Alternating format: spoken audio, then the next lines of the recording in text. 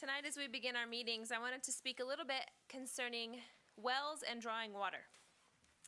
First of all, what is the purpose of a well of water? It was intended to give an advantage in gathering the resource that was found. The well would house the refreshing and life-sustaining water in order for those in need to come and partake. A well also kept the water centralized so that it did not run out or become dispersed. In old times, when someone saw a well, that site was equated with nourishment and refreshing. Water is a necessary issue of life, and therefore it is coveted by all who are living. But we know this is only a shadow of the spiritual realm. The Lord has wells of truth that are life-giving and sustaining. What is contained in those wells gives strength and refreshment to those who will partake of it, and these truths are necessary for our spiritual life, and we desire to be filled with them. In other words of Scripture, we are said to thirst after righteousness. But I wanted to share some considerations that I had concerning wells.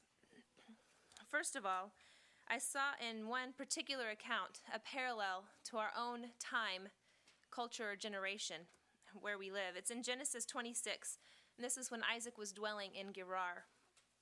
Genesis 26, verse 15 says, "For all the wells which his father's servants had digged in the days of Abraham his father, the Philistines had stopped them and filled them with earth."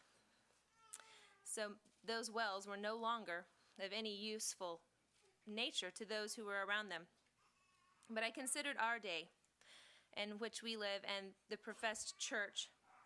There have been those who've tried to fill the access to the wells of salvation with earth and things pertaining to the earth. This is being done, and it's provided a hindrance for anyone who would try to gain nourishment from that well. Isaac, in his day, had to dig out the earth, digging the wells again, removing the earth.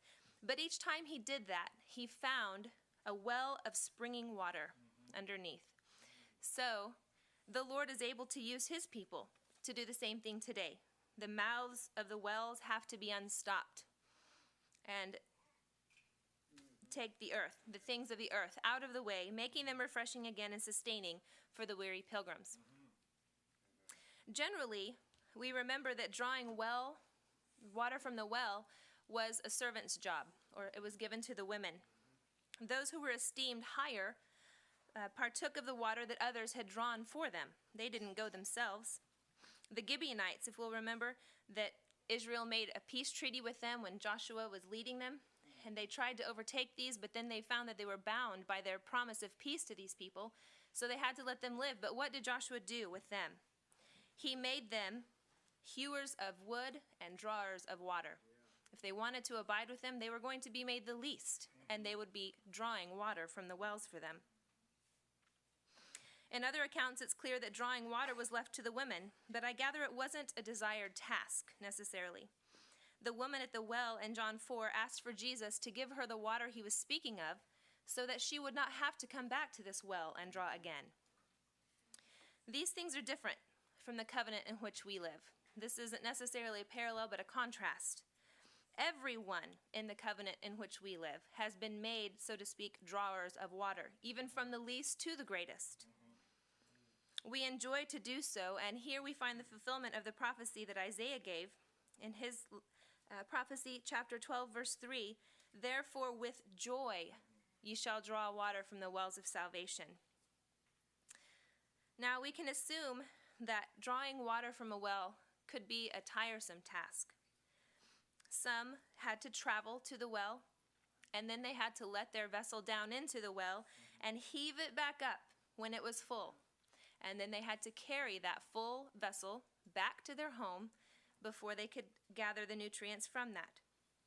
Because of this, I think that the water that they gathered was very precious to them, and they wouldn't want it to have been wasted. And what we gather from the Lord's wells is also precious. It's precious to us, but it's also precious to the Lord. It's precious to him because the life of his Son is invested in it. But it's precious to us because of the life and health it gives to our spirit. So, seeing that these things are even more treasured than physical water, we know that we do not want to waste them. Amen. We will not allow them to be drawn in vain. Again in John 4, the woman wondered how Jesus could give her the water he was speaking of, because he had nothing apparent to draw with. Now, in order for us to draw water from any wells, we have to have the appropriate tools.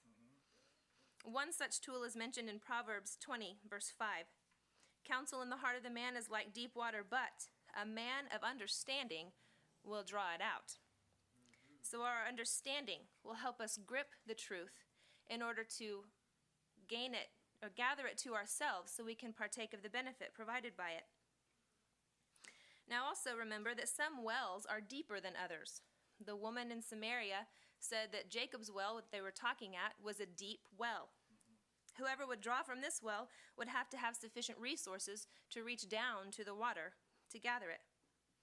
For those deeper wells of truth, we have need of longer patience, so to speak, and more strength to draw up from the deep. But we know that the reward is well worth the toil. So in light of our gathering here this evening, I wanted to remind us that the time that we have here is like a large pool where many wells are joined together. Each of us has that well of water that's springing up into everlasting life within us. So when we are gathered together, we have a rich and abundant resource at our disposal. So I wanted to encourage us all to behold the advantage of the Lord that he's given to us tonight and to draw it out.